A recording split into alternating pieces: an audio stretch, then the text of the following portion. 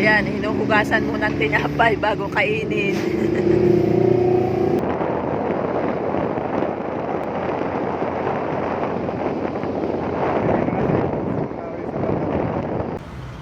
Kaya iba pa rin po kapag nananalangin bago umalis para tayo palagi safe sa ating mga biyahe. So mahina po talaga mapakabisa po ng panalangin pag umaalis tuwing kahit saan po tayo pumunta, basta manalangin po tuwing aalis. Para lagi po tayong safe at ginagabayan po tayo lagi. So guys, hindi inaasahang ng pangyayari, nasiraan po tayo ng motor, bigla po siya nasira. Salamat sa Panginoon at hindi po tayo napahamak. So habang nag-aantay po kami magbukas ang shop, in muna ako ng kape. Ito guys yung kape na pinagmamalaki ng Batangas, kaping Barako. Matapang pa sa Barakong kape. So habang nag-aantay tayo na magbukas yung paggawa ng motor, so magkakape muna tayo dahil may ibang tayong tinapay. So tara na, simulan na natin. Ayan, hinuhugasan mo ng tinapay bago kainin.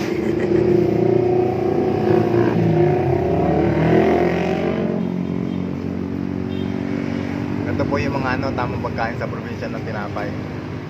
Hugasan mo na. Hugasan sa kape. Ilulog-log sa kape, dapat pa kayo. Kaya ginagawa nyo dito guys. Kapeng Barako. Ilulog-log muna yung tinapay dun sa kaping Barako. Tapos saka dyan kakainin. Ito lang.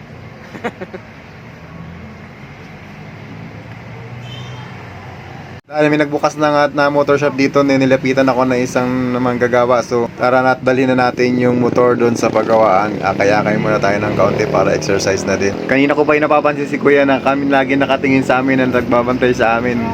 Yung pala siya pala nagagawa din pala ng motor, kaya pala nung pagbukas nila, isa pala siya doon siya nagtatrabaho, so tinawagan ako agad. Dito pala ako nagpagawa guys sa welcome dito sa may Nasugbo. Maraming salamat na lang po talaga kay kuya at mapakabait at mura din maningil.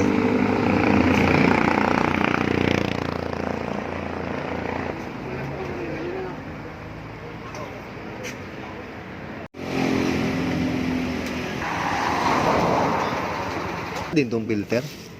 Filter po na. Ito pala guys yung nasira po sa ating motor, yung cover ng spark plug.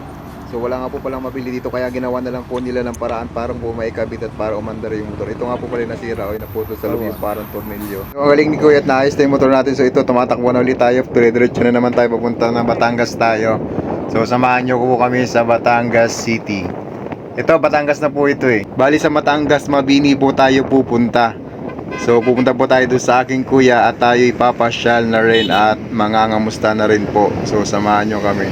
Kaya tayo yagyag na naman papunta sa Batangas. Dahil sa tagal na nating hindi pumupunta sa Batangas, lalo na nawili na po ako sa Silang Cavite. So nagustuhan po kasi dito sa Silang Cavite, dito sa atin ay napakalamig po. So kaya naman ay gusto ko naman na miss ko sa Batangas Mabini, ay doon sa Batangas Mabini napakainit, ay parang malinsangan talaga. Ay gawa ng mga tabing-dagat puro kainitan lagi ang doon eh. Kaya naman ako'y talpog pag na doon nakatira. Kaya pag ako doon nandoon ay hindi rin ako makatagal doon at sobrang init talaga naman, para ako nasusunog, para ka lagi nasa oven, kahit yung tubig na inumin mo mainit din, tapos pag nagkape ka mainit pa. So sobrang init na talaga, tapos yung kuryente pa nawawala minsan, so lalo nang mainit, lalo pag walang electric pan, tapos ang bubong nyo yero pa, so lalong dubli-dubli. Sorry guys, una ko pong na-upload yung pinakahuli ng video na ito, so panoorin nyo na lang po yung nakarang kong pong upload. So maraming salamat po, thank you for watching. Paki-like, follow, and share na rin po. Thank you.